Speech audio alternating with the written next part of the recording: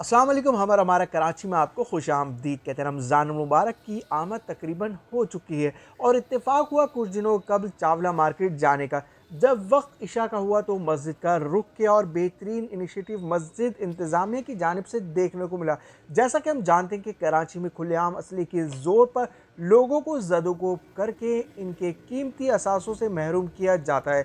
वैसे ही जिसको जहाँ मौका मिलता है हाथ की सफाई दिखाने का वो दिखा देता है। मस्जिद में भी कीमती चप्पल जूते पहनकर आने से लोग कतराते हैं क्योंकि यहाँ भी बख्शा नहीं जाता और नमाज के बाद नमाजियों को वापस नंगे पैर ही लौटना पड़ता है। इसी चीज़ को मद्देनज़र रखते हुए नाज़माबाद जामा मस्जिद ने लिया एक ज़बरदस्त इनिशिएटिव और नमाजी हजरात बगैर किसी टेंशन के नमाज अदा कर सकते हैं।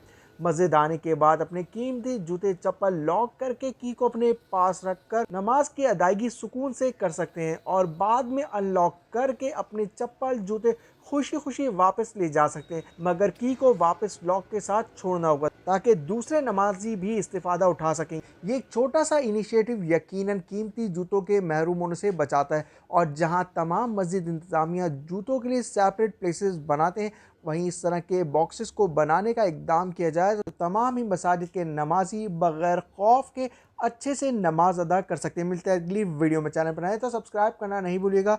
अस्सलाम वालेकुम।